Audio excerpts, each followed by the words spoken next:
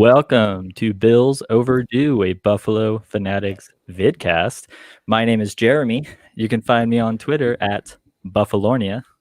And my name is Max. You can find me on Twitter at Cinco de Maxo. It's Seahawks week. We got a great show for you this time. We got a special guest. That's right. Brother Bill. He's been blowing up on Twitter. We're very excited to talk to him. And it's a good week, Jeremy. That's right. Let's get him in here because there's no reason to make him wait. So welcome is vidcast Buffalo Fanatics debut. Brother Bill, welcome, sir. What's up, guys? Glad to be here. Thank you so much for being a part of it. We were talking just before this, Brother Bill, and you were saying how you've kind of gotten a bit of more of a following on Bill's Twitter because of like your videos that you've been making. One of the first ones I saw was like the Avengers one where John Feliciano was like was the Hulk and everything, and he was talking about I am activated. So that was one of the first ones I saw, but that's been happening. So why don't you just give us a little background on yourself? Yeah, man. I started the page not too long ago. It was probably it was the week of the Texans playoff game, and I was driving up to Pennsylvania to visit a buddy who was playing hockey in Scranton.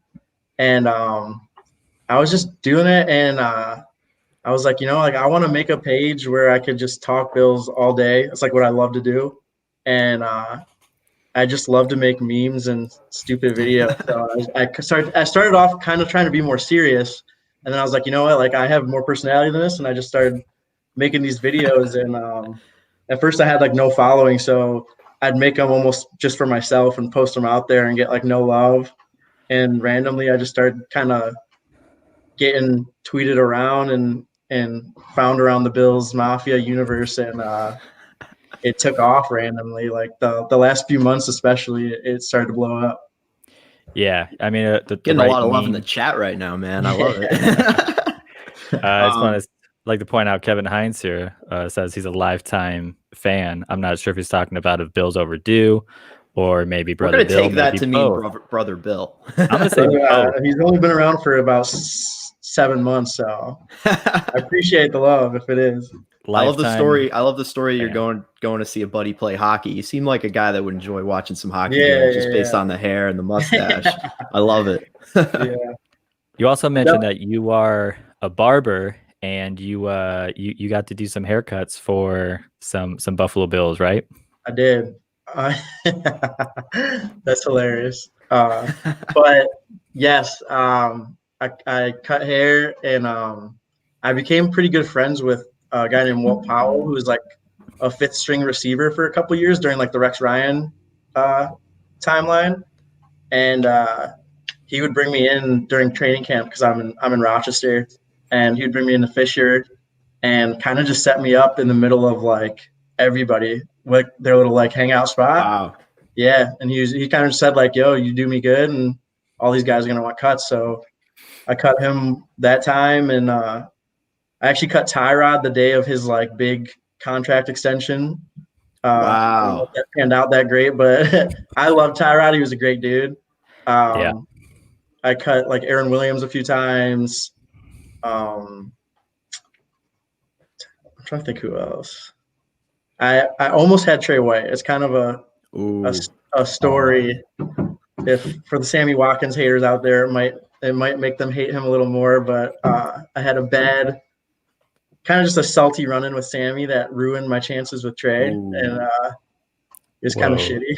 A salty run-in with Sammy. I want to hear more. Yeah, can we talk about this? Yeah. So Walt brings me in. This was the first year of McDermott. So training camp used to last almost 2 months in Rochester. So they couldn't really leave the premises. So when I started getting brought in, it was clutch because they needed a barber. When McDermott came in, he was kind of more back and forth, and they have their guy out in Buffalo. So it kind of took away from the chances I had to cut their hair here. And he got a little stricter with everything was stricter under him, which for good reason. Rex was I pulled in. I could have been anybody. There was no nobody gave a shit. I just parked and I was walking alongside Reggie Bush that year, just randomly roaming around the camp, didn't even know where I was supposed to go with Wall. He was kind of directing me. I pulled in with McDermott. It was presidential security. Like they fucking stopped me. Like as soon as I pulled in, they're like, who are you? Where are you going? And I was like, I'm here for Walt Powell. I have his number here. Like, I don't know where I'm supposed to go. And they were just like super strict about everything. So they made me go to the gym and cut hair. So I used to go like, Walt would just put me in their like little rec spot where they were just like playing cards or playing games. And this time I was kind of more separated. So I'm kind of cutting there. I was waiting for Walt to show up. Actually, he was going to get money out of an ATM, and I was in the gym. And Trey White ended up walking by the gym, and I had all my haircut stuff. And he was like, "Yo," he was just drafted. And he was like, "Yo, are you cutting hair?" And I was like, "Yeah." And he's like, "Are you nice?" And like I have longer hair and stuff, so like I totally understand why people might not think I'm a good hair cutter. And I was like, "Here's my Instagram. You can check it out." He's like, "Yeah, you're nice." Like. I'm up next then after Walt. And I was like, all right, cool. And we started shooting hoops together. We played ball for like 10 minutes. And I cut Walt and I'm almost done. I'm like edging him up and Sammy shows up. And this is like literally days before he gets traded.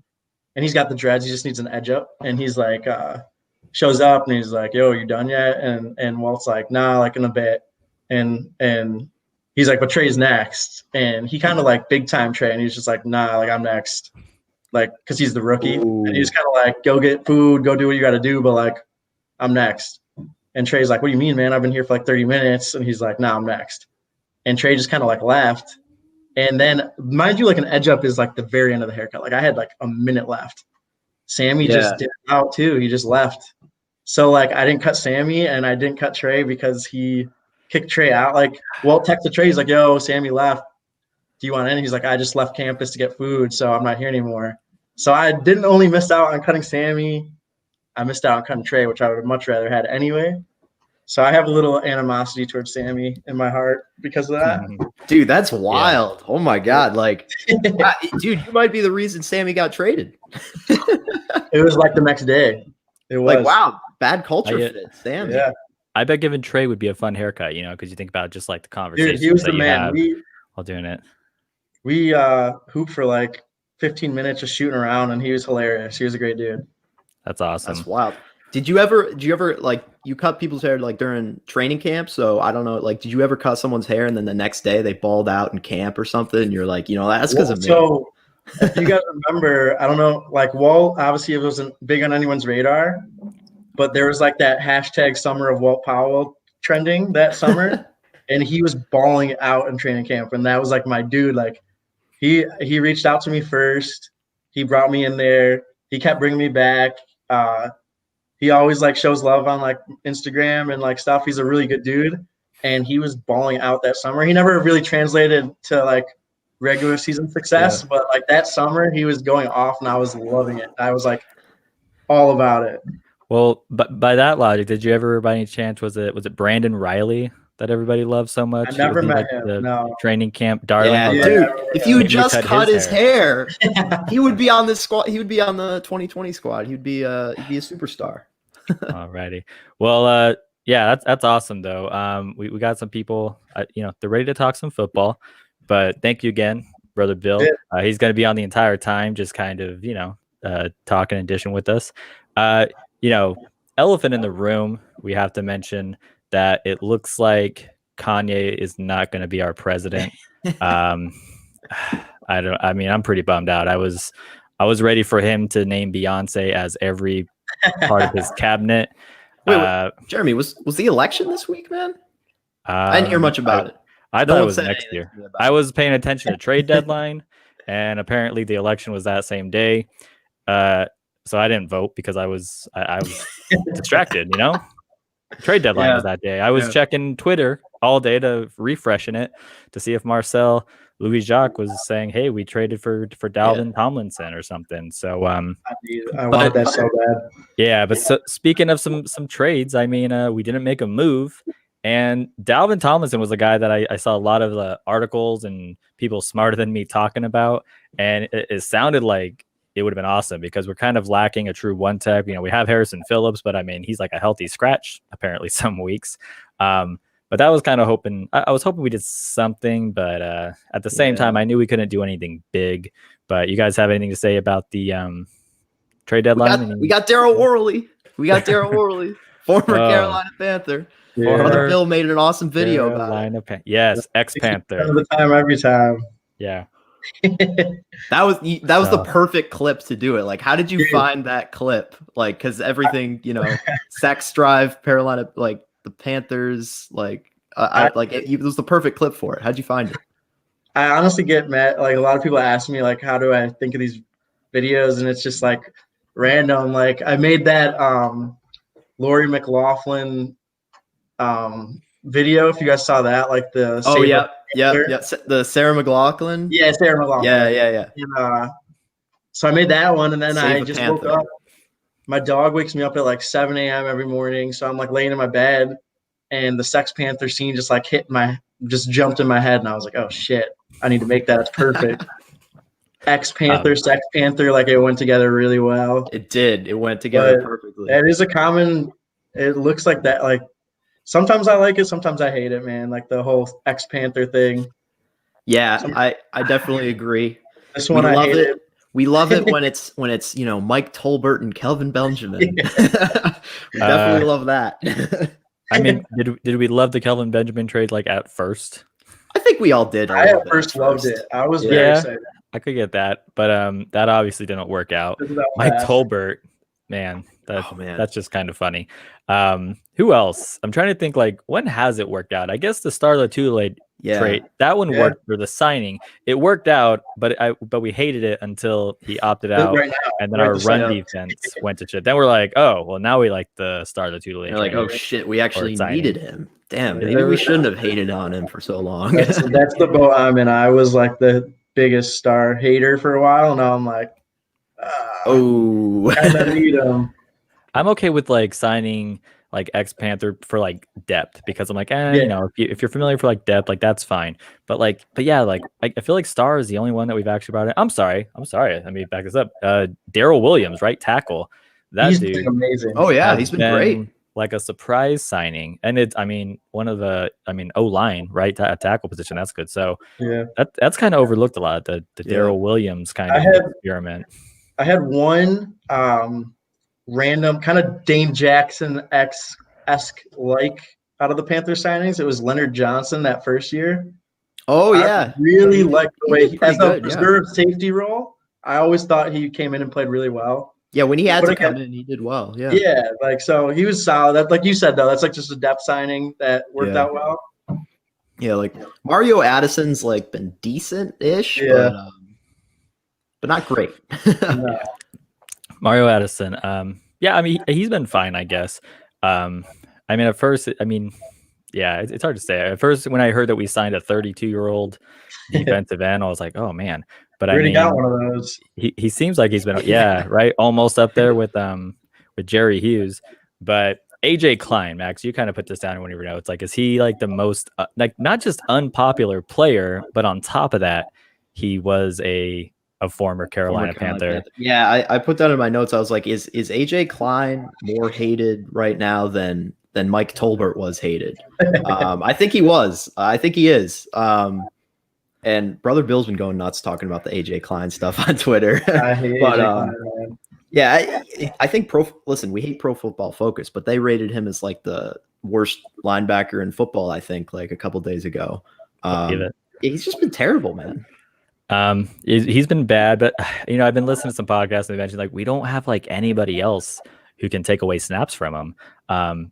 Remember like that second game or something when I think Milano was out, they were actually giving snaps to Dotson over AJ Klein.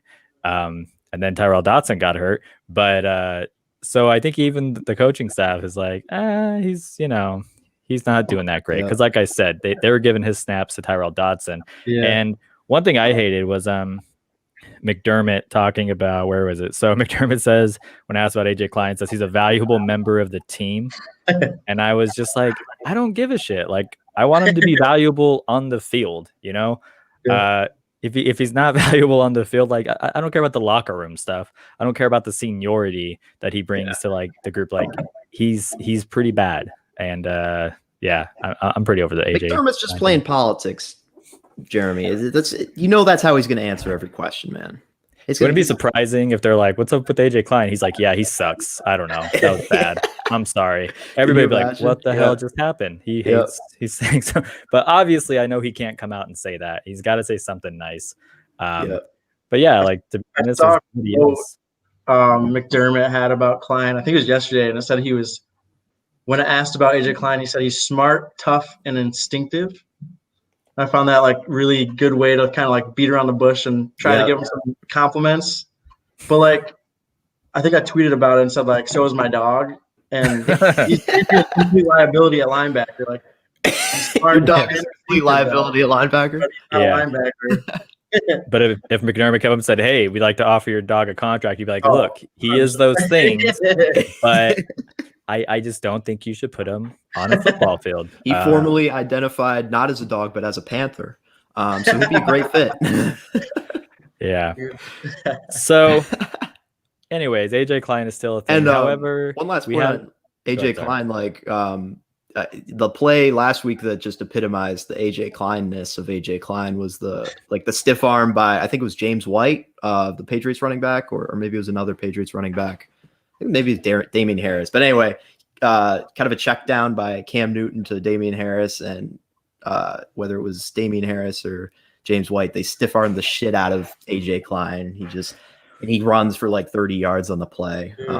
I think on Twitter I saw somebody call him like AJ Decline. It's like hey, that's awesome.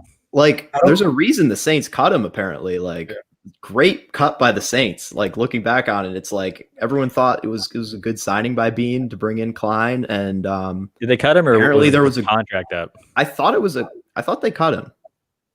It could have been his contract was up. I'm not sure. No, because I mean we signed him in the offseason, which means I don't know. Yeah. Unless he was released in the offseason, I don't know. Maybe. But he was the one guy, like when I read about it, was like I read about him, was like, I'm not really excited about this signing at all.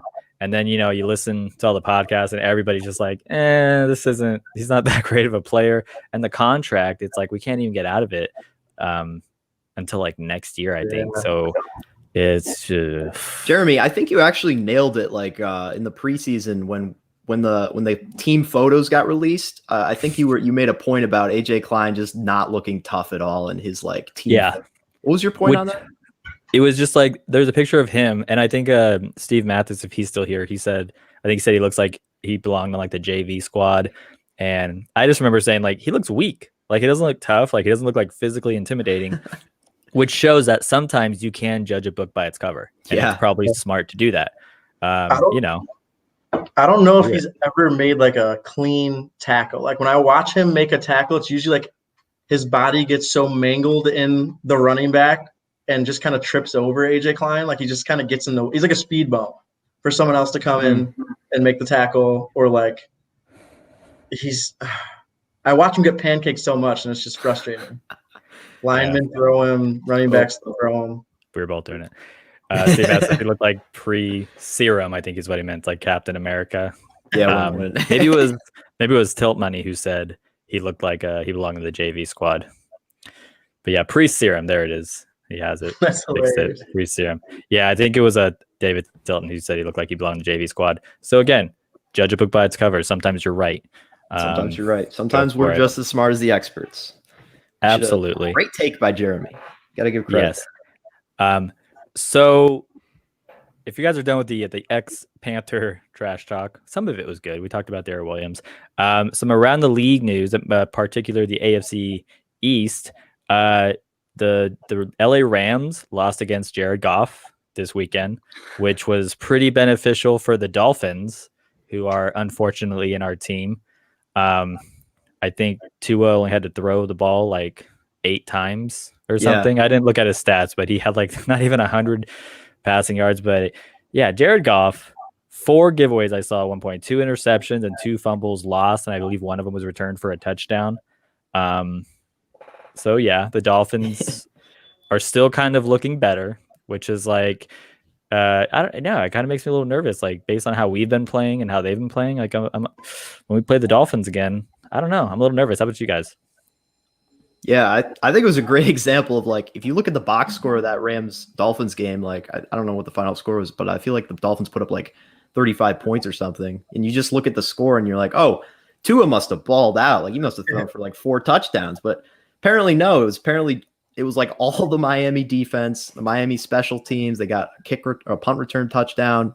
And Tua like was serviceable. Like he threw a touchdown pass, but like he didn't do that much at all. Yeah. It was Jared Goff beat himself by throwing interceptions. Mhm. That's my take on it. What about you, brother Bill? Yeah, man, like that exactly what you said. Like I wasn't watching because the Bills were on at the same time, but seeing the score, you're kind of like, I was kind of disappointed because I'm a Fitz guy, as I'm sure most Bills Mafia is. So I'm like, damn, I thought this was going to blow up in their face. I was hoping it would, not only for our playoff chances and the division, but for my guy Fitzy. And I mean, you see the stats. He really didn't do. He didn't have to do much, and he didn't do much. Yeah. I'm so sad for Fitzpatrick. We're all so sad. Did you see him in those shorts though this week? Yes. Yeah. Oh, that's something I forgot to take down note of. I guess because the Dolphins, for those who don't know, the Dolphins traded a player who used to wear these very short shorts. And Isaiah Ford, I think, or something like that. And so that day, the next day of practice, Ryan Fitzpatrick shows up like in those short shorts, and there's like plenty of video of him just like stretching and stuff, and you're gonna watch every second of those videos. It's not weird at all. I mean, he gives Josh Allen a run for his money for the shorts. Whoa, be careful there, brother Bill. But you know what? It doesn't have to be a competition. It's like that meme where it's like the hands locking the up. 2 hands, yeah. And it's both of them looking good in shorts. They can both look good. I was thinking Spider-Man meme where they're both pointing at each other. That's right. Good shorts. Yeah, Richard says Fitz was wearing underwear, not shorts. Yeah, they were pretty short, but it was amazing. It's almost like Fitzpatrick is in like that point in his career where he just doesn't like, he gives like less of a fuck as it goes on. Like he'll just do like silly things, like his post interview. You know, he's got like the Hawaiian shirt unbuttoned, and he's just like, for all the ladies out there, I'm taking like, and to my wife, get the kids to bed. Like, he's just like, I feel like he's just reached the point in his career where he just doesn't give a fuck anymore what anyone thinks of him. He's just gonna be him, and he's gonna show up to work today and try his hardest. And he has so much fun with it. Yeah, like I said, Max, he doesn't really care about his NFL career because he's got that Harvard education to fall back on. So at this point, and I said, I think he's upset that he hasn't been able to use that Harvard education because he keeps getting NFL contracts. So at this point, he's like, if I don't, I don't care what I do. If I get cut, I have Harvard. Like, come on. Yeah. Plan. The Jets lost to the Kansas City Chiefs despite, Chris Jones saying that they're a very good team. I think the spread was like 19 and a half points. And I think the Chiefs did more. I think it was like 45-9 or something. Am I right? 35-9. I'll have to Google it real quick. Yeah, let me see. Sure. Chiefs versus Jets. Probably should have had 35-9. 35-9. They covered. Yes, they covered. Covered and more. I feel like I looked at that and I just thought like, oh, I should have picked more. I was like, I think they'll do more than that. This is the Bills. Sorry. Lamar says, thought this was Bills Overdue podcast. It's the vidcast, but it's a vidcast. Yeah. Anyway, I know we don't spend too much time usually talking about around the league. Maybe people are just ready to get into some straight Bills talk. What do you think? I think that's a good idea. Let's do that. All right. I know, Max, for like last week or so, like the reaction to the games have people care less and less, but I feel like we got to talk about it's the Patriots. We got to talk about this Patriots game a little bit, but I feel like we can use our reactions to kind of create narratives for the future, if that makes any sense. So it's not like we're living in the past. We're using this game to talk about what it means. Let's get the bad out of the way. All right. So we can end on a high note. The bad from this game, one thing I'm going to bring up, guys, is the run defense still not great.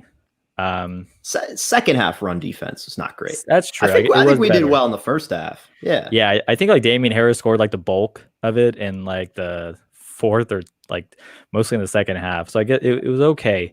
There's thunder going on over where I'm at. Sorry. Ooh.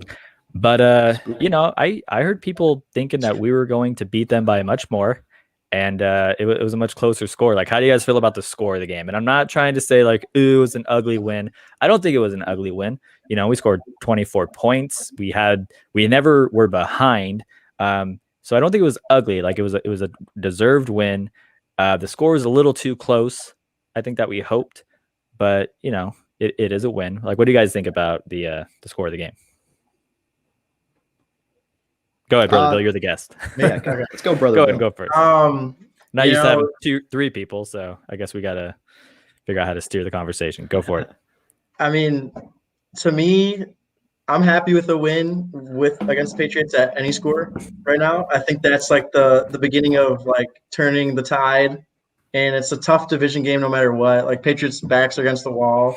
That was kind of a must win for them, and I think that's important to think about when we look at the score. That like, yeah, it wasn't what we hoped, or I'm sure we want to beat the shit out of them, but we got the win, which we haven't been able to do, and I think that's just a positive moving forward. And I also think the weather plays a part. I hope that our offense is what it was those first 4 weeks, you know, and the weather the last 3-ish games have been very windy, very wet, and I mean, we only threw 18 times, and I don't think it's a fault of Josh's that I don't think they're shying away from Josh. I just think the run game is working, and the weather's been not great. And I'm hoping this week it's sunny, and that we'll see the real offense again. But I think that has to come into play when we look at the Patriots score, and I just view it as a positive, really. Yeah, I completely agree, man. Like, I hate to say it because people jump on my throats, but you know, the win is a win. I'm kind of a part of the win is a win crowd. And it is tough to win in this league. And I know the Patriots are now 2-5, and I know they're not the cream of the crop of the league anymore, but they're still the Patriots, and they beat us down for so many years in the past. And, you know, going through that game, it's like CBS pulled up a graphic every second of like, oh, this is the first time the Patriots have trailed during this portion of a game, like since whatever. And it's like, yeah, we get it. The Patriots have been dominant forever. So this is really a hurdle we've you know, kind of conquered. And I know it's Cam Newton. Cam Newton's been garbage, but it's still the big bad Patriots. And we're 4-0 in the division. So I think Bills fans need to calm the fuck down and realize that this is a win. We're going to be fine. We got our run game going on offense. And I think that's a huge positive going forward. Like, getting that run game going. Now we can not just light teams up with Josh Allen throwing the ball. We can also run the ball. So that's going to be huge. And I think that's going to be huge for the Seahawks game too. Yeah, the run game was definitely going. And, you know, before the Pats game, Josh Allen was averaging 35 pass attempts per game, and he only threw it 18 times in this one. So I think that shows that they weren't planning on passing. Like, they didn't want to mess with the weather. Yeah. Brian Daboll even said, I think he said they practiced 2 passing plays in practice, and everything else was just run. So yeah, they definitely planned on a run attack. So I'm not really like criticizing Josh's. I'm not nervous about this offense anymore because now we got the air raid going when we have to. We saw that through the first 4 games of the season, and now we've definitely solidified this run game with Zach Moss. And now I hate to say it because I love Devin Singletary, but now Zach Moss looks like the 1A back instead of Devin Singletary, man. I meant to shut this down before it was brought up. You missed it. Their stats were borderline identical. Like, Moss had 2 touchdowns, but that's because they look at him as like the goal line guy. Even last year, can we give Moss that first touchdown? I feel like Feliciano deserves the credit there. Yes. Yeah, we gotta get to Feliciano. Like 6 yards. That was insane. Feliciano, and then Brian Winters. It was like the most productive Brian Winters has ever been on the Bills offense. He kind of like helped push it. Yeah. Like, you know how you can give like half a sack? Like, they should give like half a touchdown. They should be like, Zach Moss has 1.5 touchdowns. Feliciano has half of one.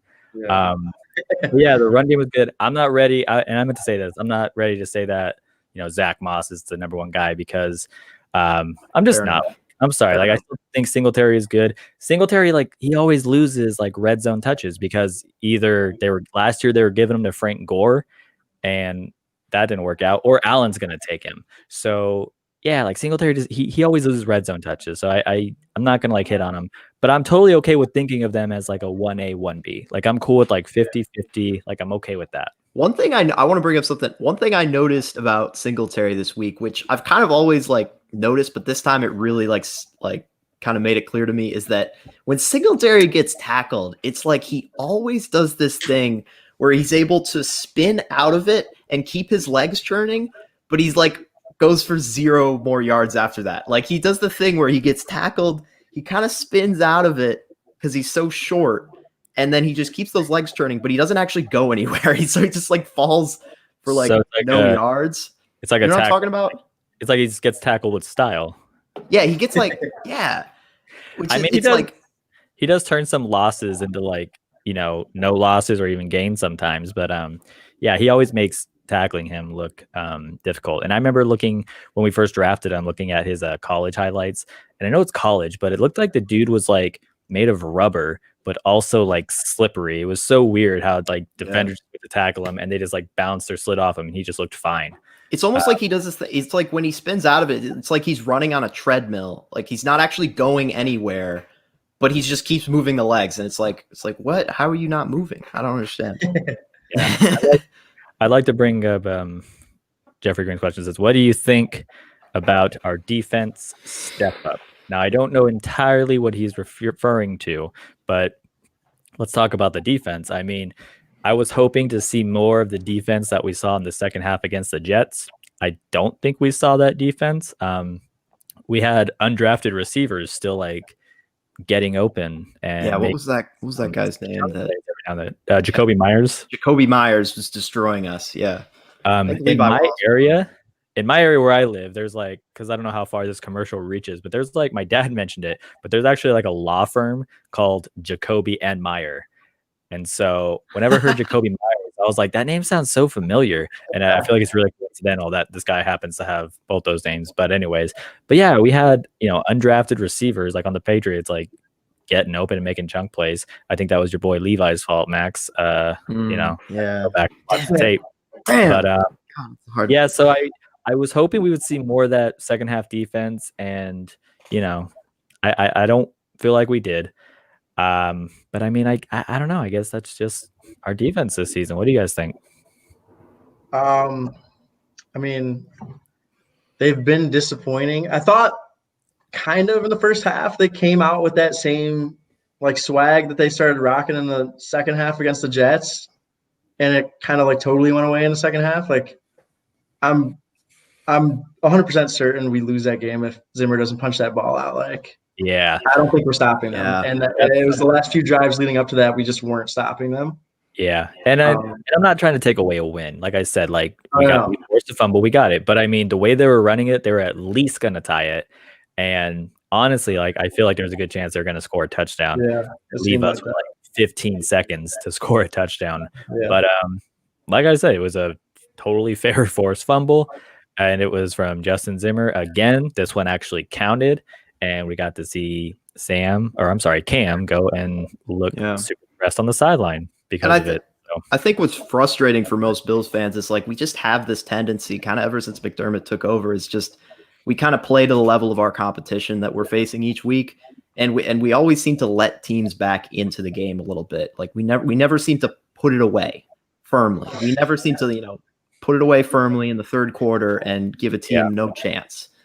We always let a team hang around, and it is frustrating as fans to watch. But people have been saying this week, I can understand. People have been saying on Twitter this week, like, do we like play down to our competition, which is something I'd never really heard of. But it's like, it just kind of seemed like when we it's almost like you like I don't know how to really like explain it, like, but it does seem like sometimes we play down. It seems like to me that I don't know if it's like the defensive mind of McDermott that like he almost wants to like just kind of rest on like when we get a lead or something. Like it almost seems like we take the pedal off the gas and just coast, and he trusts the D. And like this year we really don't have the D to trust. Like it's not like what it used to be. And even then it used to bug me. So it definitely gets frustrating to watch as like we kind of just start taking it easy, it seems like. Yeah, it's almost like we come back and Daboll is like, so should we keep doing this? And like, no, like my buddy's on their team. I don't want to embarrass too bad. Like, let's keep it close. it always shows in like that third quarter offense. Like even when we were doing good, like the third quarter offense was terrible. And I always felt like it was like halftime. They kind of just said like, all right, we got this lead. Like, let's just sit on it. And it seems like that's what they do. And then fourth quarter, the last few drives, Josh would finally like play ball again. But I don't know if it's the players or the strategy that the coaches are scheming up when we get to that point. Yeah, real quick. We got a Duke truther in the comments section, so we'll get to that later. But I just want to bring up the fact that we have a Duke truther in the comment section. I love Duke. I saw that too. But one thing, talk about the elevating of Jay Kumerow for sure. But one last point, like it's almost like spins. Here's a spin zone. Maybe Sean McDermott is doing this on purpose, letting teams back into the game so that other teams around the league see this team and they're like, oh, the Bills aren't as good as their record. That's what Sean McDermott wants other teams to think. He's playing chess. Everyone else is playing checkers. And so when we play a team like the Seahawks this week, Seahawks are going to be like, well, they're 6-2, but they only won by 3 points to the Patriots. They didn't have a very big statement win over the Jets. And then we come out, we roll out with Josh Allen, we roll out, Tremaine Edmonds, and everyone looks like a beast, and we win by 40 points. It almost makes me think of like the first time we played the Dolphins. If like McDermott, took the foot off the pedal, but then the Dolphins got ahead. He's like, shit, go back. Sorry, didn't mean for that. It's like, yeah, that's why you got to keep it on the gas. But so let's talk about the good things. And we mentioned the run game, like it got going. That's awesome. And it also happened the week that John Feliciano came back. And Mitch Morse, we lost him after like 3 snaps. Ryan Bates came in. They finished that drive and scored, and then they decided to put Feliciano at center, which I agree with. I think Feliciano is like our backup center. But then they put like Ike Butker back in. However, a weird thing is that like apparently if you ask PFF, Ike Butker was like the best offensive lineman on our team that week, which is so weird. I instantly read that and thought, oh, they must not have watched the game. And again, I don't rewatch games. I just assumed Butker was going to be bad again. But then I listened to the smart people who do, and yeah, apparently Butker like really kicked it up a notch this week. Apparently. So yeah, the offensive line, the run game, Butker, like I don't know, with Ike Butker, like I was kind of hoping that we could see more of Bates, because we've kept him around so long and he's hardly done anything. And it's like, why don't we see what Ryan Bates can do? It's like, no, we need him as like our backup swing tackle. Like if our backup goes down, we need him. So he can't play anything. Like that's what it seems. But anyways, that's my thoughts on the offensive line. How about you guys?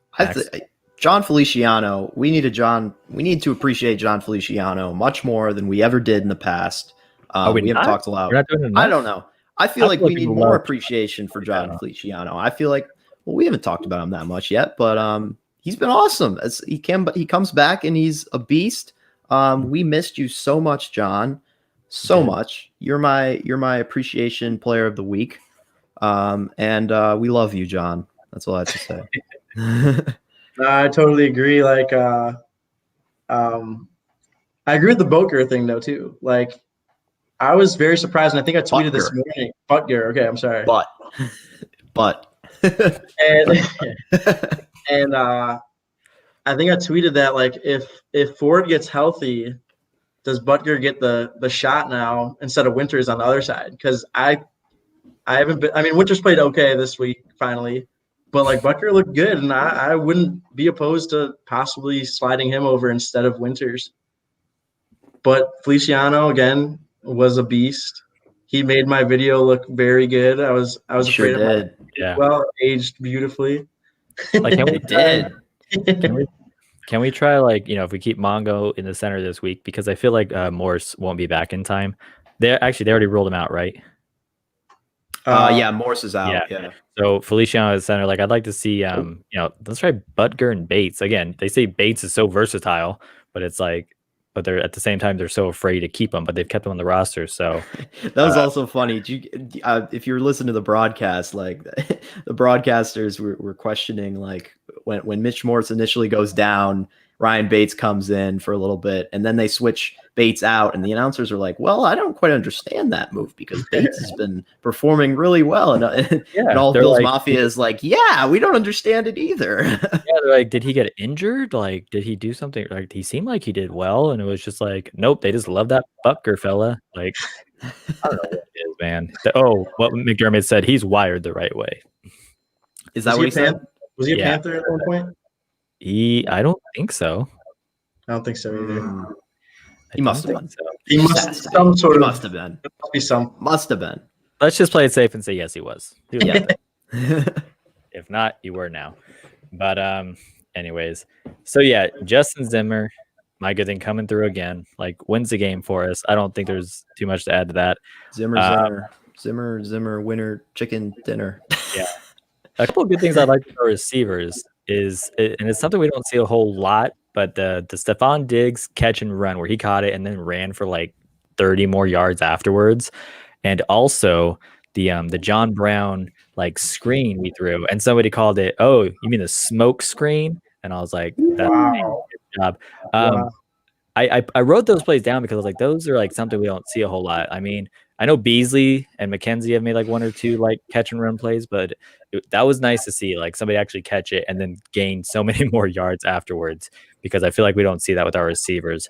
But again, the John Brown like screen he caught again, I was like, oh wow, we threw a screen to a receiver and it worked out really well. That was nice to see. It was cool to see some different layers or elements to the offense for once. So something I wanted to put out there. Yeah, you're right. That catch and run by Stephon Diggs was amazing. He plowed through guys like at the 10-yard line, gets down to like the 4-yard line.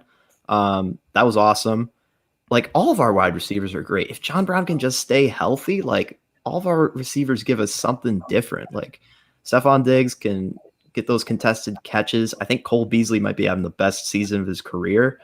He's just been looking special out there. Like he's had huge games.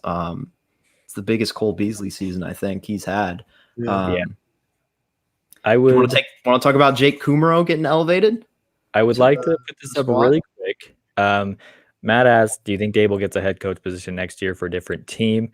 And the reason I want to bring this up is because, I mean, I know like offensive coordinators get like a lot of looks for like head coaching. And for me, I mean, this game was a little better, but I'm still waiting for Daboll to show that he can readjust to the defensive adjustments that he's been seeing and like somewhat return to like the first 4 games of the season, like the form that we saw then.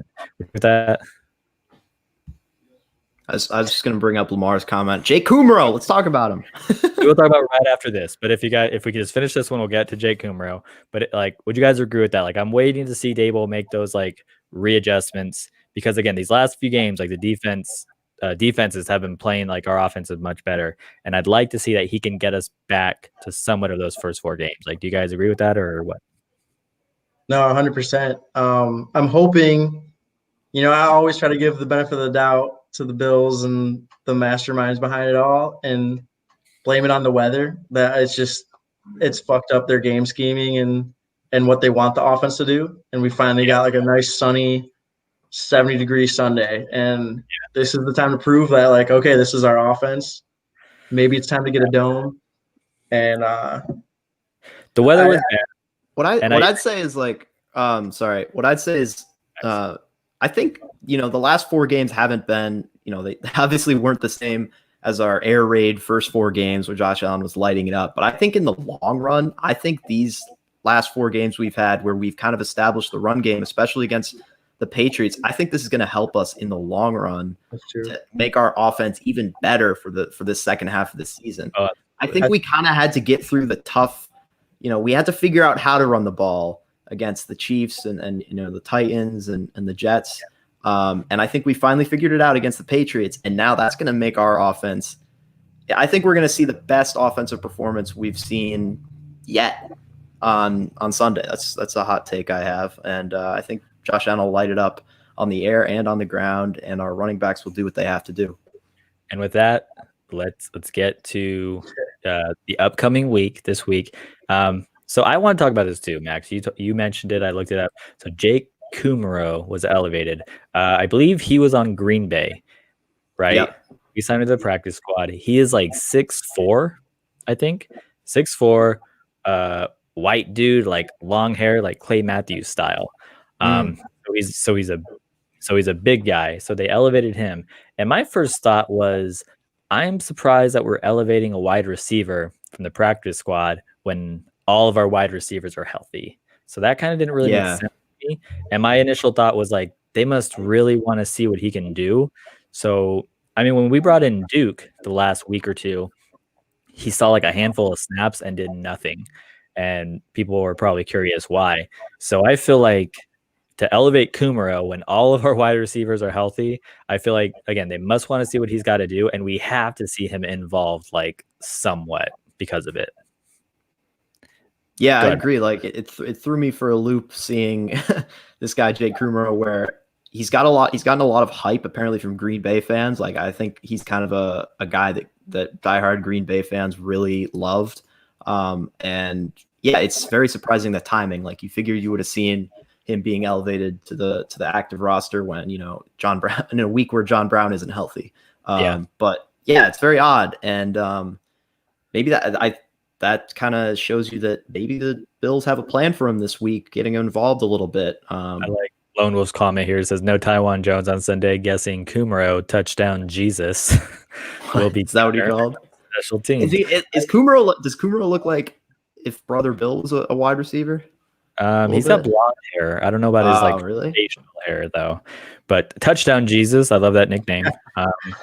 But I'm looking up his stats really quick. In 2018, he had 1, and in 2019, he had 1. So if your bar for touchdown machine starts at 2, yes, he is a touchdown. It's a slow machine. I don't know. Greasing up the wheels. He's oiling it up. But I don't know if he does special teams or if he can play a gunner. Lone Wolf, if you can elaborate, is that a thing he can actually do or what? Just out of curious. But yeah, I immediately went to the injury report and I said, do we have wide receivers out? And John Brown was on it because maybe his foot or something still bothering, but he wasn't. So yeah, surprised about that. Brother Bill, did you get a chance to weigh in on that? I frantically looked up his stats too, and I don't know much about Kumerow. I don't know. It is surprising with no receivers out, and I am a true blue Duke Williams stan. I actually watched him play in Edmonton, Alberta for the Edmonton Eskimos a couple summers ago. That's Lit awesome. it up. I was blackout drunk, but I remember enough to know Duke Williams was the real deal. You were like a scout. You were like a blackout drunk scout in the stands. Like I was looking for it. I think he should play for Buffalo one day. Yeah. So yeah, interesting. We're gonna have 7 wide receivers. I mean, Isaiah McKenzie hasn't even been able to get some snaps lately. He mentioned that, but also Lone Wolf says nothing on his career, but his nickname apparently is Touchdown Jesus. So if your nickname's Touchdown Jesus, we gotta expect something from him on Sunday. Like yeah, especially Sunday. Touchdown Jesus. Yeah, it's the Lord's day. It's his day. Awesome. So that have Matt Milano. Oh yeah, we need a moment of silence for Matt Milano. We need a moment of silence. I wish they would have just done it sooner. You know, like they tried playing in the last 2 weeks, and so I wonder if they had just not tried to do that and put him on IR. You know, would he have been on the road to recovery quicker? So I'm really bummed about that. I was thinking the same thing, and I think we watched it with John Brown. I think it was the Chiefs game too, where they kind of like rushed him back and I think he only played a couple of drives and he had a drop, and you could just tell he wasn't ready. And I don't know if it's like maybe they're giving too much trust to the players and saying like, oh, do you feel ready? And they just want to go, but it doesn't seem like they're really letting them heal up, and it sucks to see this because to the fan eye, it looked like Milano was making the steps to be like a full participant maybe this week or coming up. And to see him place to the IR today was just disheartening. I was very sad. Yeah. And then Joe Biscaglia had said that it's not just 3 weeks, apparently, it's 3 games. And since our bye week is part of it, it has to be 3 games. So which is stupid. It's like you're putting somebody on IR to recover from an injury. Like, shouldn't it be about duration and not about a games like they play? Like, I hate that. Yeah, I don't like that. Oh, he has to be out for 3 games. Like, Ooh. I'm sorry, 3 weeks. But speaking of drops, slap on the wrist. Maybe that can be a new segment. Max, slap on the wrist to Gabe Davis. Because, can I just have one more? I want to have one more point about Matt Milano. Like, well, I kind of started too much. Let me finish it. But slap on the wrist to Gabe Davis. Dropped a catch. I'm sorry, he dropped a touchdown, and that's not good. Not the ball cool. placement could have been a little better, but I'm sorry, like, not cool, Gabriel. It's the NFL. You could have done a little better too. Welcome to the league, rookie. Max, that's the new segment. Slap on the wrist. So slap on the wrist. Gabriel Davis gets my slap on the wrist. Do you guys want to give out a slap on the wrist? If you can. Well, since you just cut me off from my Matt Milano point, I'm going to give you a slap on the wrist, Jeremy. Cut me off. What are you talking about? I was talking about my. Yeah, I know, but you didn't let me say anything about Matt Milano. Anyway, Matt Milano. Yeah, I was listening to the Bills guys this week, and like Matt Milano's trending in the wrong direction, and I just wish we could have, put him on IR sooner. Yeah, The question is he going to have surgery maybe this offseason? Like, he just doesn't look like his former self. Maybe he might not look like his regular self the rest of the season. Hopefully not, but that makes me sad. So I just had to say that about Matt Milano. And Gabe Davis, shouldn't have dropped that touchdown, man. You made that awesome catch against Miami that like how did he catch that touchdown catch against Miami in week 2? And then you drop this one? Not cool, Gabriel. Big Dawson Knox energy there with the tough catches and there the you easy go. ones. Yep, 100%. I would like to pull this one up, Max. Joe Smo says, I want some airtime. Damn it. I don't know if he's referring to being on the vidcast, but I mean, we obviously brought on Brother Bill. So, I mean, if you want to be on Bill's Overdue, I would say send us a DM, give us a reason why, give us some topics. I know the Bills guys did it earlier this week. They brought some people on. So if you'd like to be a part of this, because let's be honest, you're probably listening to us talking, thinking I can do that. Like, and you can. But if you want to be a part of it, DM us, let us know what you want to talk about, give us some takes, and maybe we can do that. Max, what do you think? Yeah, I like that idea. Get the people involved. So absolutely, that'd be fun. So Gabriel Davis, slap on the wrist. Brother Bill, do you have a slap on the wrist? Maybe? I'm gonna slap Cam Newton on the wrist for applying too much invisible hand sanitizer in a touchdown celebration, leading to slippery hands and Justin Zimmer punching it out. Far too much hand sanitizer. Yeah. So that's our slap on the wrist, and I want to give AJ Klein a slap in the face because every week. Just stop, dude. Just stop it. But we signed Darren Lee, who was a prior first-round pick, who can – people say, he might do well in our scheme. He sounds like a very, athletic tight end. Linebacker. So that's interesting. He's obviously not getting called up today. But Max mentioned Delshon Phillips was activated off IR. So you just know he's going to try something. He's going to get some snaps. Yeah. I want to see Darren Lee, though. I feel like he was a former first rounder in 2016. I just want to see what he can do. I think a lot of Bills fans probably excited to see what he can do on the field. But, I don't know if he'll play this week. I was extremely high on Darren Lee in that draft. He was a beast coming out of Ohio State. So I am excited. He's definitely more of an athlete than AJ Klein. Not saying much, though. That's not here. Got to pull this up because this isn't fair. Are all of our draft picks busts? No. Trey White. We have Josh Allen so far. Tremaine Edmonds. Matt Milano was a 5th-round pick, and that dude is about to get paid. A beast. He's about to get paid like he was a first-round pick. I'm sorry. Maybe Jay Bowling's referring. Maybe Jay Bowling's referring to this year, which conversation could be had, except for Gabriel Davis, because Gabriel Davis is not a bust. Okay, so let's talk about that. First-round pick, Stephon Diggs, not a bust. Not a bust. Doing just fine. Second round, AJ Epinesa. I get that a little bit. He was a healthy scratch. It's tough to judge him so fast, though. Yeah, too. that's true. Yeah. He was like his scratch this week was very surprising to me because he did seem to be upping his game especially against the Jets. He played pretty well. Yeah. He only had like a dozen snaps against the Jets, but he looked like he played well.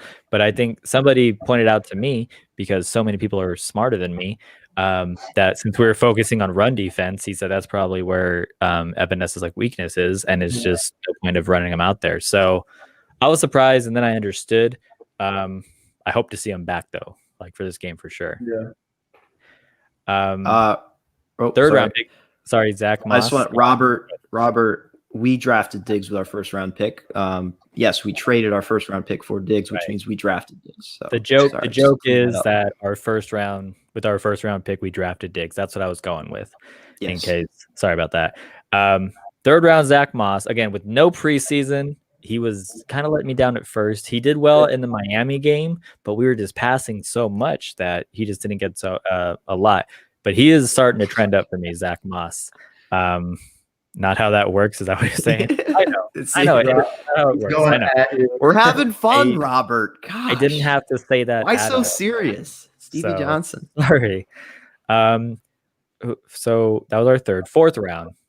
We didn't have a fourth, right? Did we trade that? No, that was Gabriel. Gabriel Davis, right? That's right. Gabriel Davis has looked.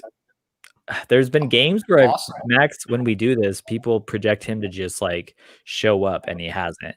But that's okay because he's still developing. But like Gabriel Davis looks like he's going to do all right. So I don't think Gabriel Davis is bust at all. Fifth round, Tyler Bass. Is he a bust? Tyler Bass? No, he's still on the team. No. He's had some misses. 6 for 8 on field goals. That's awesome. 12 for 17. We talked about it. Put some laces in, holds. Leave him alone. Yeah. He's just a baby. Okay, baby. Leave him alone. Yeah, that's how we're gonna refer to him from now. Yeah, he's got the cute little one eye black thing. He's a kid out there. What's the point of just one? I don't get it. Yeah, I don't get it.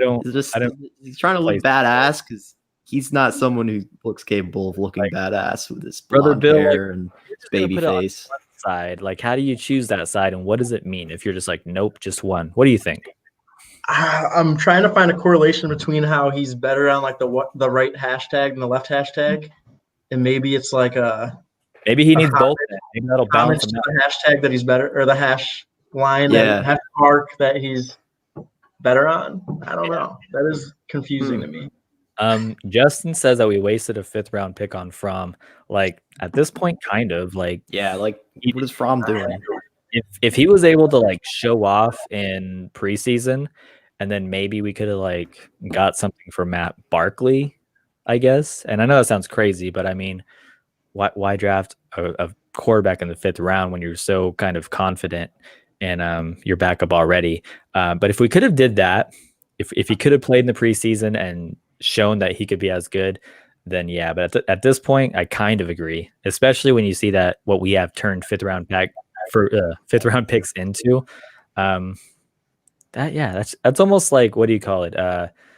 Schrodinger's cat, I guess. It's like you don't know what he is because we haven't done anything with him. Like he's just there until we see him. I don't even think he shows up to practice, right?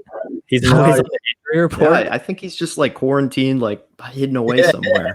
Plays Fortnite, and they're just like, "You watching the playbook?" He's like, "Yeah, for sure," but. he's like all of us in Zoom meetings, like not actually paying attention to the Zoom meeting. He's just fucking around, like his shoulder pads on, and then on the bottom he's just got like pajama pants. Like if he forgot to turn off his camera, he'd stand up and his gut would probably be like huge. He's like, "Oh god," and they're like, "Jesus, that's what Jake Fromm looks like now." Sorry, somebody corrected me. Tyler Bass was a 6th round pick. Whatever. That's probably right. But maybe bad. Our bad. 6th round pick. We had so many of those mid rounds. How about Dane Jackson though? That leads me. He just got elevated or activated. And yeah, we all love Dane Jackson. Everyone's he's gonna be awesome. He already is awesome for us. He's proven that he's outplayed his draft stock, which was an undrafted free agent. Or no, 7th round pick. Sorry. So, but I mean, he's done everything and more for a 7th round pick. A 7th round pick is basically someone it's like who might be an undrafted free agent. You just don't want to take the chance, right? You're just like, Yeah. I'll take this one. Like, so I mean, but yeah, like I think he made us optimistic. So I think we're kind of. I don't think they're all a bust this season, but it's also a weird season. It's the COVID-19 season. But so let's get into the Seattle Seahawks. All right, it only took us an hour because the previews previews isn't our strong point, but let's talk about it. So I've seen some comments already. Some people saying that the Seahawks are overrated, and I looked it up. I'm pretty sure a Seahawk is not a real thing. Can I just put that out there really quick? They've been going about that lie for a while. But some funny names I don't think birds are real. I don't think birds are real, Jeremy. I think they're all just they got cameras in them. That's a clothing line, right? For the government. I think that is. Birds aren't real. Yeah, it is. So the Sea Chickens is a funny name I've seen for him. Have you guys heard of some funny nicknames for him? Sea Chickens is one. Not. Okay. So Seahawks aren't a real thing. Like, if you're going to come up with a mascot, why make something up like that people can Google and say isn't real, right? Can I just with that? Seahawks. You could have just been the Hawks, and people would be like, "Yeah, Hawks are cool," but sorry, I'm sorry. I had to have the alliteration with Seattle Seahawks. I guess. Do we have going for a Seahawks fan in the chat? Because they're saying Seahawks 55, Bills 10. But there's a little frowny emoji though. Bills by a billion. Brother Bill knows what's up. 1 billion to 0. Maybe they're a sympathetic. Yeah, I'm a little confused by that comment though, because there's a frowny face as if they're disappointed by that scoreline. But Kirk says seagulls, but that doesn't sound cool. So I mean, obviously, like we can't go see goals. But anyways, their name is kind of stupid, so I'm just putting that out there really quick. But the thing I know about the Seahawks, if you're going to ask me, is their offense is obviously very good. But unbeknownst to me, because I don't really watch a lot of other games, like I sometimes put them on, and if it's boring, I lose interest. Like it depends. But apparently their defense is terrible, even worse than ours. The Seattle Seahawks, Jeremy, play in the weirdest games in 2020. They have, like, you think about the Arizona Seattle game, Sunday Night Football. I think it was last week or maybe 2 weeks ago. Weirdest game ever. Like goes to overtime. It's crazy back and forth. Real bird. Then they also had in week 2 against the Patriots where they barely won that one in the last second. They've had these crazy results that like they win like by just the smallest of margins. So it's hard to tell like how legit are they? Yeah. So I don't know.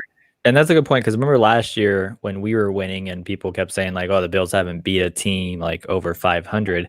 That's kind of true for the Seahawks. Like they didn't beat that one. They haven't beat many good teams.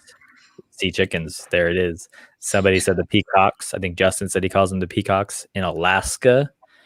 But yeah, so the Seahawks also haven't beat good teams. But Russell Wilson is playing out of his mind. DK Metcalf is a scary person who can like transform into terrifying a serial killer and run after you on the field. He's an Avenger. He's one of the NFL's Avengers. It's like him and Derrick Henry. They're both like just superhuman, superhero freaks of nature.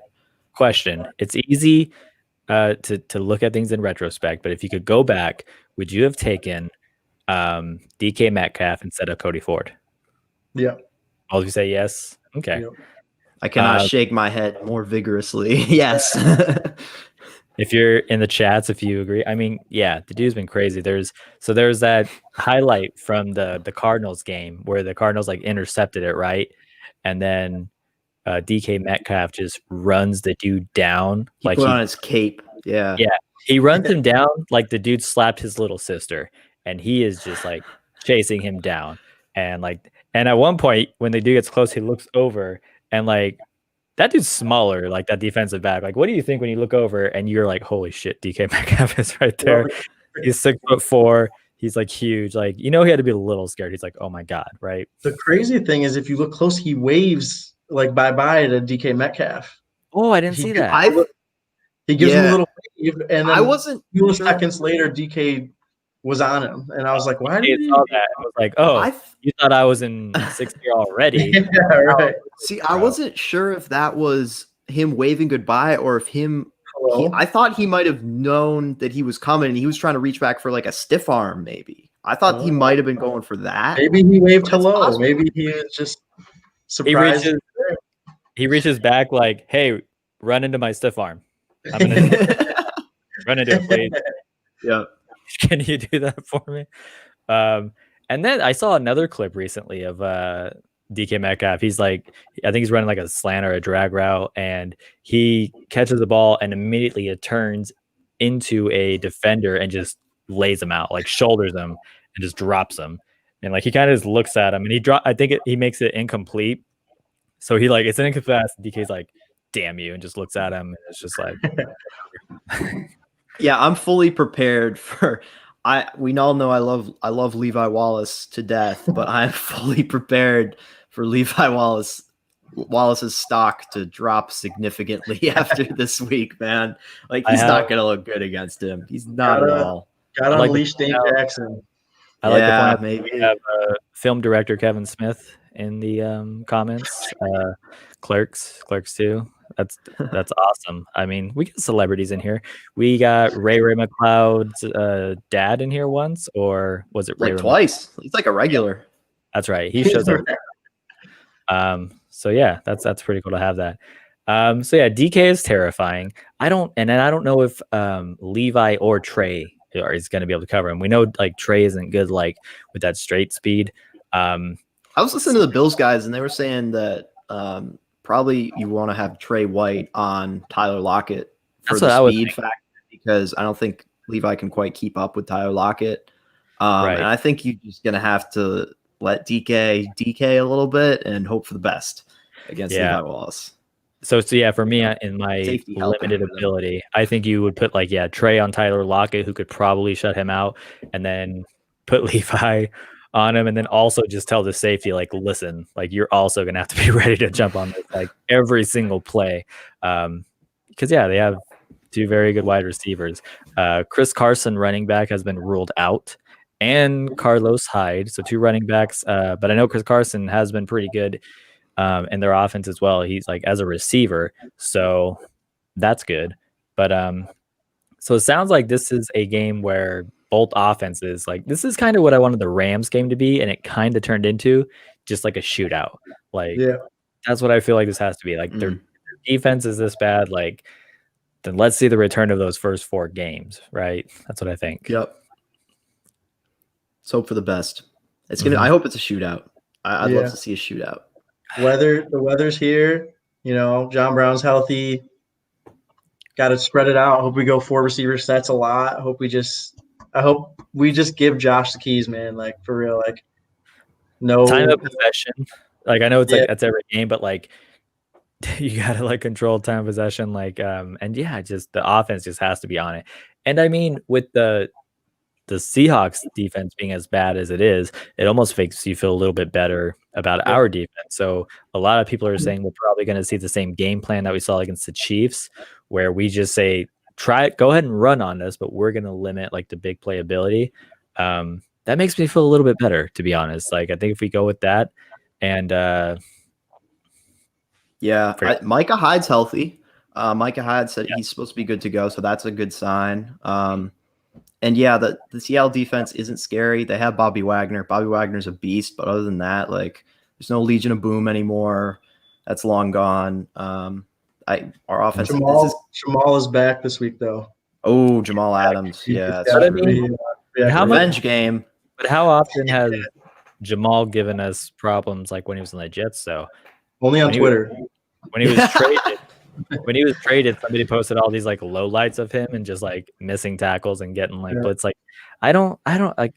I'm sorry. The entire time Jamal Adams has been on the Jets, I don't recall like CJ Mosley. I feel like did more damage in his like 3/4 of the game than Jamal Adams ever really did. And I'm not saying Jamal Adams is a bad player. He really is, but it doesn't. I don't have a memory of him doing anything terrifying to us. Exactly. at all. Like one play, I can't even like think of a play of like, oh, that was a good play by Jamal Adams against us, and that's because he was on the Jets. But like, but again, I don't CJ know. Mosley in 3 quarters, absolutely. I'm like, yeah, that dude was like putting in work for sure. Yeah. So Jamal Adams, I don't know anything about the Seattle defensive coordinator. I know Greg Williams is a good one. Remember when Greg Williams said like Jamal Adams will probably be bored in that Yeah, Seattle? he'll be bored. He won't be able Talked to. about that.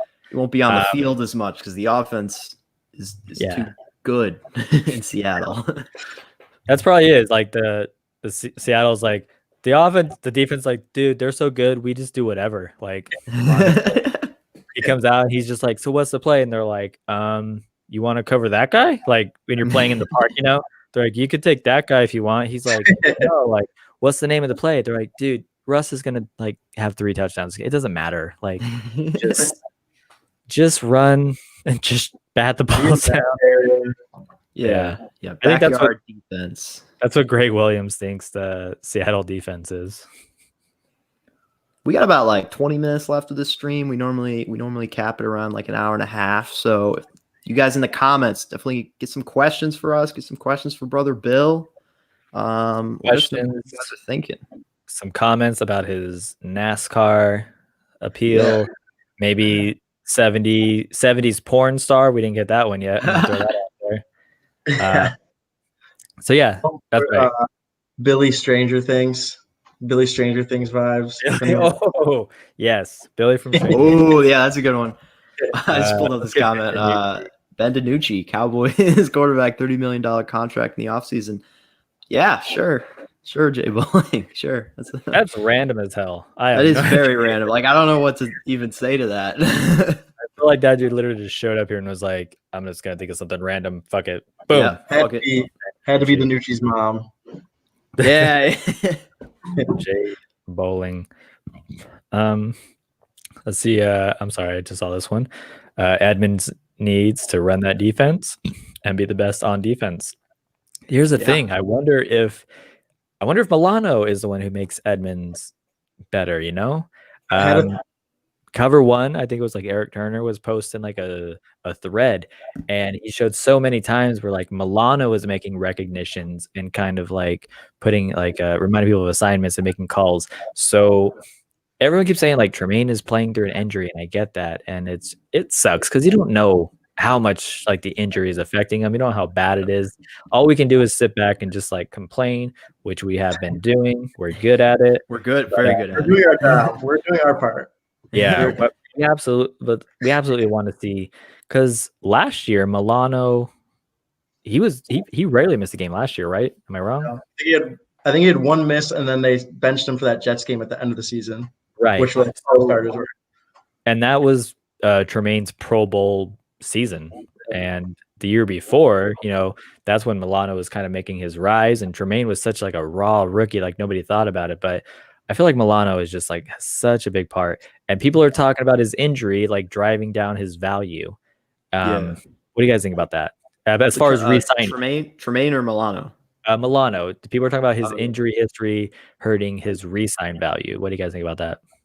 I think more than ever, it's exemplified like what he means for this defense, and I would love to see next year. Like I'm not ready to give up on Tremaine or anything, but I would love to see Milano take that middle linebacker. He reminds me of Kuechly, very similar, same scheme that McDermott runs, and let Tremaine be like that outside linebacker. And I think that would fit his skill set like a lot more. Mm-hmm. I also had a theory that I know, like reading a lot of articles over the last couple of years with Tremaine, and it was almost like it was always like McDermott and Lorenzo Alexander, like kind of like force feeding us the idea that like Tremaine was becoming the leader, and they kept telling us like, oh, he's becoming such a good leader. He's becoming such a good leader. And I'm starting to get that idea that like maybe he calls the plays, but he had Lorenzo on one side of him, who's a very smart football player. He has Milano, who's proven to be a very smart football player. And maybe he's got that athletic ability. So maybe it was them more being like the actual orchestrators. And he might say like the actual play they're running, but then, hey, Tremaine, watch this gap. Hey, Tremaine, you know what I mean? And he can do it. He got the physical ability. But when he's just out there on his own out there, I don't think he's got the IQ. I think that's Yeah. the biggest thing. I like to point out for the people who want to, again, point out Milano's injury history. The year before last, he broke his ankle, right? That was it. He broke his ankle or his foot. That was like a freak thing. Like, how is obviously like, it's almost like telling somebody like, hey, don't stop breaking your ankle. Like, I'm not doing it on purpose. Like, the way that happened, that's terrible, obviously. But like, come on, like he's not doing that shit on purpose. Last season was healthy. This year, again, this is a year where all teams are like basically facing like such high injury reports. So I don't understand why all of a sudden we're just like, well, Milano needs to stop getting injured. It's happening to every team. Like, Yep. I'm sorry. And like Every you said, team brother, is decimated. yeah. And like you said, brother Bill, we have seen like when Milano goes out, like the drop off like in this defense. And I don't think you just let that walk and hope that you can just redraft it in the draft, because that's what it's going to have to be, because the salary cap is supposedly going to drop so much that it's like you would have to draft Milano's replacement. And I'm sorry, like I'd rather extend him and hope he's healthy again. So yeah, I have a theory, like, this is such a freak year with injuries and stuff. First of all, I don't think, this is indicative of who Milano is as a player. I don't think he's injury prone necessarily. This is just a weird year, and it's a weird year for so many other players. Same goes for Tremaine. Maybe like my theory is that, maybe all this time in COVID quarantine, these guys didn't get to use, these professional facilities and get their training right. And I think that really is a big factor, whether it's, I know that's months ago, but that has a big factor for how these guys train in the off season. Yeah. Cuomo, get back. Cuomo wasn't letting them in the gym for sure. Yeah. And that's not even, I'm not even trying to be political, but he's definitely, he's very strict on it. He wasn't letting them get in there. Even if you have that access, like there's nothing like being in a game, you know what I mean? Like you can't recreate that, and not having a preseason or even like hitting in practices was, I know, illegal in like preseason and all that. I don't know if it still is right now, but they banned that because of COVID stuff. And you can't replicate that. Like you can't replicate getting hit and turning the way you would. It's tough on the body. Like it's going to happen this year. Yeah. I like to bring completely agree. Noah says, I wish we still had Lorenzo instead of trash Klein. Sorry, I meant AJ Klein. You could have deleted and fixed it before you hit send. Anyway, honestly, like somebody asked Lorenzo, like, hey, like, are you open to like coming back this season? And he said like he pretty much was. And like honestly, like at this point, seeing like how I know we kind of like romanticize like Lorenzo Alexander, but I feel like if he were to just come back and like get in there, like he'd be better than AJ Klein. Right. It'd be like Bobby Boucher showing up at halftime of the Bourbon Bowl for the Muck Dog. Yeah. He comes in, he's like, remember Lorenzo Alexander showed up? Halftime at the, I don't even know, whatever game's coming up. I forgot already. Seattle. We got so off with that Milano thing, I forgot what we were talking about. I know we're just doing some fan questions. So anyways, Milano, I'm sorry. You extend Milano and you take the chance with the injury. Somebody mentioned that if you let him go, he's for sure going to sign somewhere else and probably balls out. Like, I think you take the risk with him. Like, you assume like he can come back and stay healthy again. Because he hurt his pec just like Feliciano is, and nobody's saying like, oh, Feliciano, he's been bad this whole season, or he's been out. Like, maybe we should let him go. So, yeah, I'm sorry. You extend Milano and take your chances as far as I'm concerned. So back to other random comments and questions. You guys see anything that is sticking out? Oh, I like this one. This is a good hypothetical. We talk about the AFC East, the race there, and the Bills 4-0 in the division. But Miami is trending upward, and they're looking better and better. Their defense is looking amazing. Now Tua is the quarterback. So Justin asks, if we have a game against Miami tomorrow for the AFC East title, how confident are you that we win that game? I would like to take that and say, if this game were happening tomorrow instead of Seattle, first off, I have confidence in McDermott and Frazier when it comes to like rookie inexperienced quarterbacks. And especially after, I don't know about the Rams game, what they'd be able to take from that, but I wouldn't worry about a rookie / inexperienced quarterback. with McDermott and Frazier. Like, granted, our defense hasn't been as great this year, so maybe I'm thinking of like, again, I'm romanticizing, but that's where I'm confident. But other than that, like I said, mentioned, like, I don't know. If it was Fitzpatrick, like, I'd be worried. But with Tua coming in, like I said, we faced a couple like rookie quarterbacks last year and we did pretty well against them. But again, this is also not the same defense. So I tried to start off optimistic and now I don't know where I'm going with it. So I'm going to stop. Brother Bill, what are you thinking? I still think we got it. I'm always going to be optimistic about our guys. And like, I just don't think Miami has it like yet. They're definitely a scary prospect. And I think it'd be a good game. But Josh Allen has also proven in his career that he just owns the Dolphins, and that defense doesn't scare Josh Allen, and it doesn't scare me if it doesn't scare Josh Allen. So, sorry, I accidentally pulled up that comment. Richard Rush, I gotta get to your comment. As much as I don't want to pull it up, but I mean you are a super chatter, so I gotta honor that. You guys can answer that. I don't know. You want me to answer that for you? Yeah, sure. Go for it. I feel like Max is he's in the thick of it. He's knocking it out, and good for Max. Listen, Max is a valuable member to the Bills Overdue podcast, and he belongs. Thanks, Jerry. That's the nicest thing you've ever said to me. It is for sure. All right, I'm taking that comment down.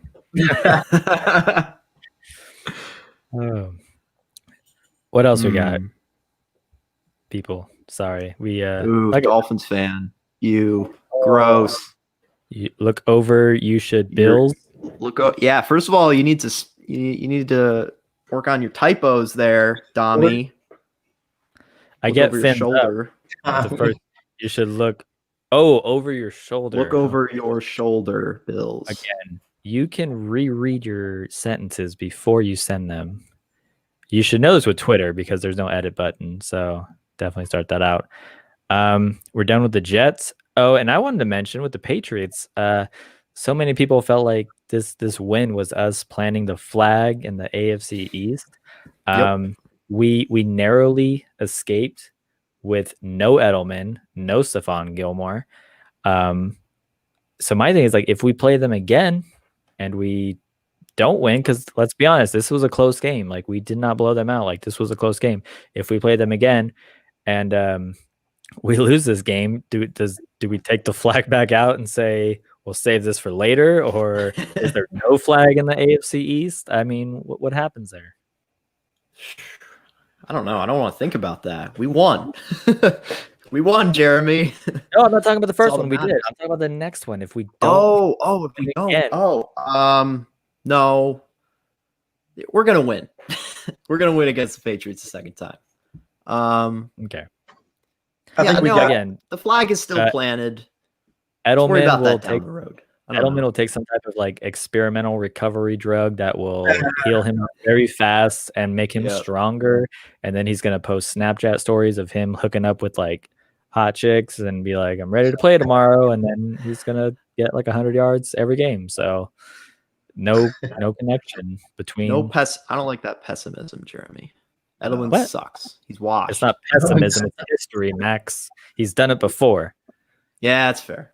Get out of here with that. Max, I got to ask you, your buddy that we had on last week. Yep. Obviously, you have talked to him since the Patriots lost. How is he feeling? What did he have to say about it? Yeah, he was devastated, and I was very happy, and I FaceTimed him, and he was very upset when they lost, and I made fun of him a little bit, and that was that. And I'm soaking it in. And did he have excuses or anything? I can't even remember. I gotta go back to what he said. I don't think he had many excuses. I think he was like, you know what, this sucks. We suck. And he was like, his biggest dig at me was like, now I know how you felt for like the past however many years. And I was like, yeah, well, yeah, fair enough. He was pretty confident, right? Last week, like he was like, nah. He was pretty confident. He was like, yeah, he thought they would win. I don't know how much of that was fake confidence, how much was real, but he's sad now, so that's all that matters. Yeah. I really wish we beat Brady on the way out, though. Yeah, that would have been that last game would have been nice. Yeah. Did I pull up that comment? I did. Kevin says we've been racked with injuries. Look at Josh Norman. I wish once Josh Norman showed up with that hamstring, like IR, like put him on IR, so we could have just like signed Dane Jackson or Cam Lewis to like just be there and not have to worry about protecting him with the PS. I mean, he's already been out like a few weeks, so. I mean, do you guys see Josh Norman coming back and making like a push to be like the CB2 or showing that he's still got it? When he first came back and had that big like fumble, the forced fumble, I was really high on him, and I felt like that was his comeback moment. And I think now that he has to do it again, I don't know if he's going to do it again. I really probably don't. like his peak. Yeah, he came back. I have a feeling we might not even see him again this year. Like I have that feeling that like he's just gonna be injured or I don't know. Let me ask: if AJ Klein like forces a fumble tomorrow and we recover it, do we change our tune on AJ Klein? No. He's done too much. Because Zimmer, outside of his forced fumbles, hasn't done a whole lot. He got some holding penalties, like 2 of them against the Patriots. There's something special about like those like call ups though, especially as like a blue collar fan base and a blue collar team that we like pride ourselves on. When you get that like Dane Jackson call up or the Justin Zimmer call up, it's always like it almost feels like one of us. We like to root for it a little harder, and it feels a little more special. It's true. Yeah. It's true. Speaking of the Dane Jackson call up, Richard Rush with his prediction. I think he forgot to turn off all caps, or maybe he's just super excited. Yeah, we got the monkey off our back. The East is ours. For proof, we play a complete game and win 36-28. Allen 458 yards, 5 touchdowns. Jackson's with a pick 6. That's a lot. That's a lot of yards. That's a lot of touchdowns. But I love the confidence. We'd all love to see that happen. But I think we surprise a lot of people with our running game tomorrow, and I think we're going to be a much more balanced offense. Yeah. But Allen's still going to tear it up through the air. And yeah, I think this is going to be a 1-score game. What are you thinking, brother Bill? I'm thinking, yeah, it's going to be a shootout. Like we gotta match them offensively because they're going to come, and our defense just hasn't been what it has in the past. And we know who Russell is. We know who Metcalf is. We know what they are. And I think this is like a proving game that like we are that offense that we showed in the beginning. And I expect a big game out of Josh. I expect the run game to really help that too. Like having to worry about Moss and Singletary and Josh using his feet a little more again is going to keep those linebackers honest and not let them just sink into coverage like they were for those like middle games that we just had, like the Titans, Chiefs. So I expect a big game out of Josh. Yeah, Lone Wolf brings up a good point. Need to have a more balanced offense to make a deep playoff run. Definitely agree with that. Also, this is a great comment.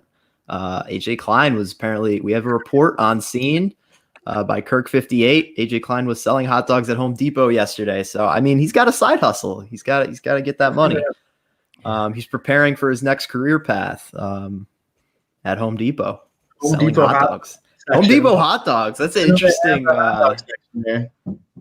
Does Home Depot have hot dogs now? Because I'll stop going to Lowe's if Home Depot has hot dogs now. It's not Costco. They don't have like everything. How about this one? Turk says, where is it at? Trey gets an interception this game and 6 sacks for the line. I want to focus on the Trey INT because, like I said, I think if you put Trey on Tyler Lockett, this might be his best chance to get interception because I think Russell may, let Russ cook, may still try to target Tyler Lockett a lot. I think that is possible. With that one. They were rotten hot dogs too. Sorry, I completely diverted from your point, Jeremy. I'm just focused on the hot dogs thing. I'll never get mad for going back to talking shit about AJ Klein. It's okay. He had a grill in his car trunk. I like Kirk 58. Maybe we need Kirk 58 on the vidcast. Hey, he makes good amount of money. He's not gonna have to resort to that for a while. He still hits some good money this season and next. I don't know. They find a way to. These professional athletes, they find a way to blow a lot of their money. So who knows? Maybe you could have a like what's a famous athlete that like blew all their money? There's like tons of examples of them, but I can't think of one off the top of my head. Me neither. All right, never I mind. know Chris McAllister, the old cornerback for the Ravens, is like dead broke, and he was really good. Really? Yeah. All right. Yeah. Glad Josh Norman. AJ Klein's going to be that. I'm glad Josh Norman isn't playing tomorrow because I can see him getting just like fucking trucked or stiff armed by DK Metcalf, and it's like another round of those memes. I feel like Norman's pride is too high to like go low on a tackle too. Like, I feel like he just wants to prove he can do it, even if we all know he can't and he shouldn't.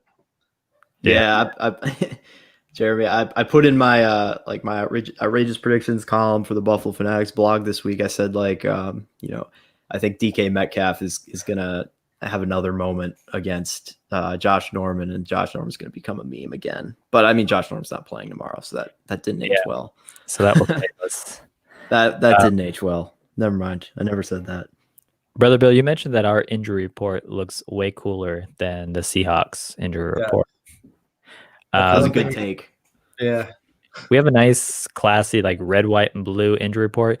I almost wish they had a more uniform injury report because I'm so used to ours that when I see another team, it almost looks like hieroglyphics. I'm like, what the hell is this? Like, I'm like, okay, like this is how you're doing it. But yeah, I wish it was more uniform, and I wish all the teams just looked like ours because that's what I'm used to seeing. Yeah. So when I see other teams, I'm like, this is hurting my eyes instantly. It looked like it was from like the 80s. Like it just or it looked like it was like on a kind of a Wikipedia page, maybe like on the But the Patriots, ours is so clean. It has nice graphics, a nice font.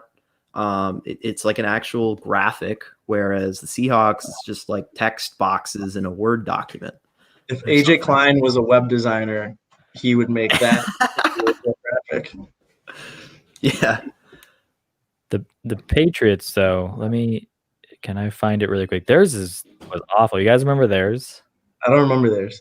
No, I don't. Like they typed it up in like a Microsoft Word document. I think some of you, okay, this isn't it. But I remember seeing theirs the week before, and it was ugly.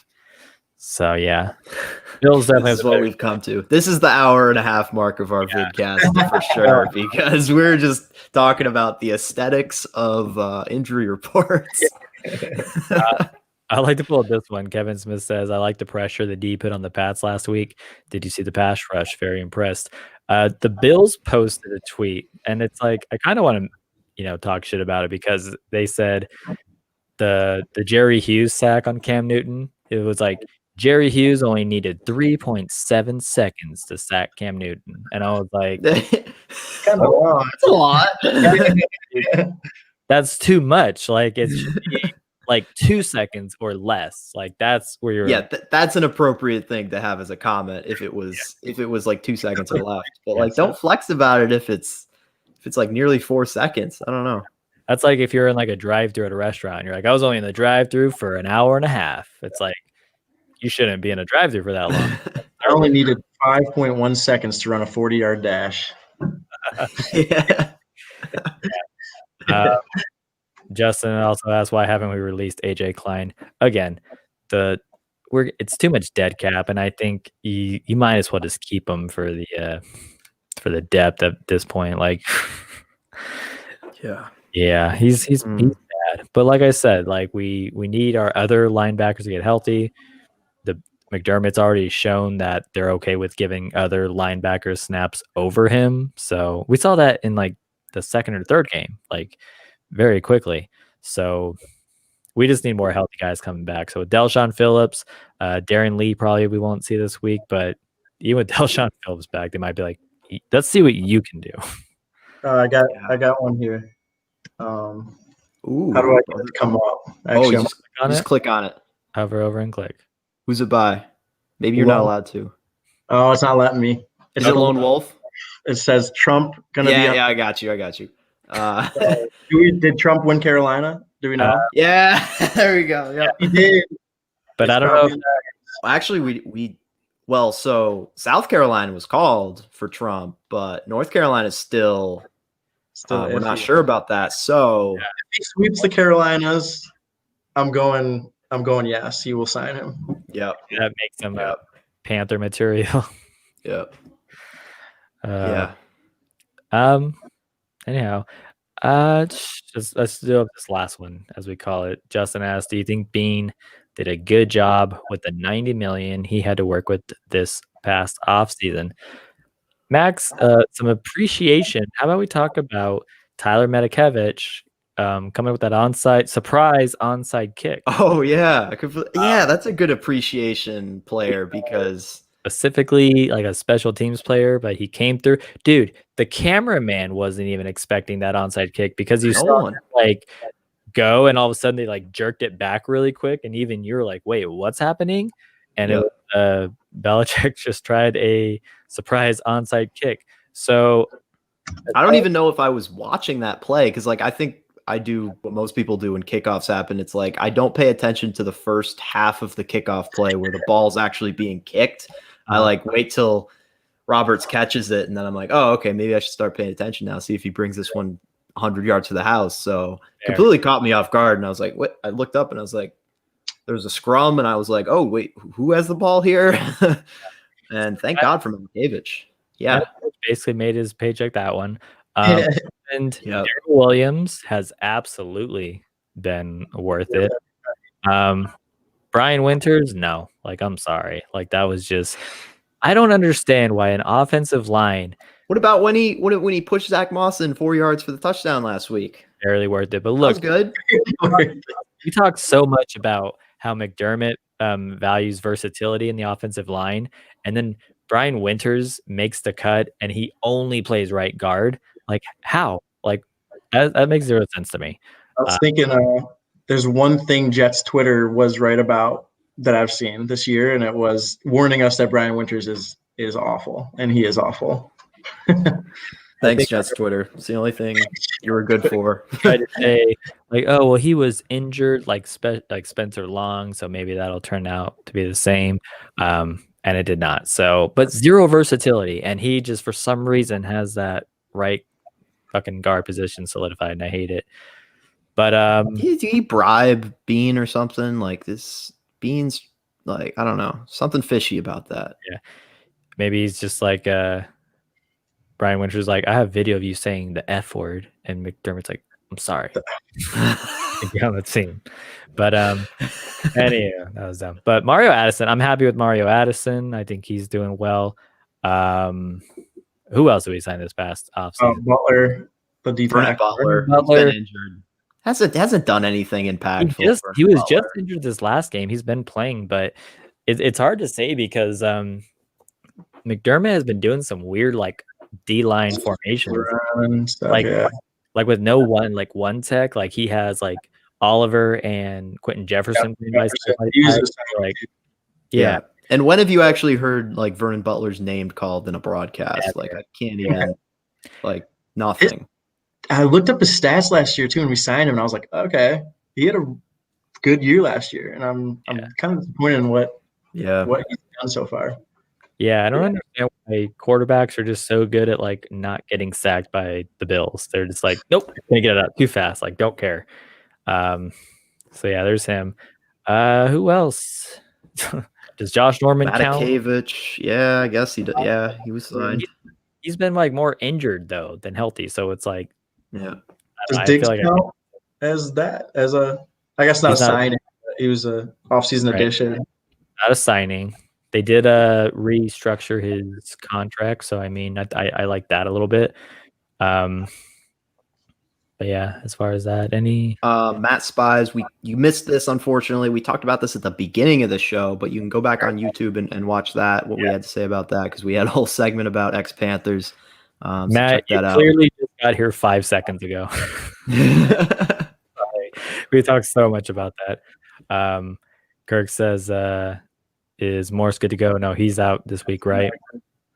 Yeah, he's out. He's out. He's an actor. I'm happy that he was already like practicing in a limited capacity Yeah. because he's had multiple concussions It's like and his 5th or 6th, I think.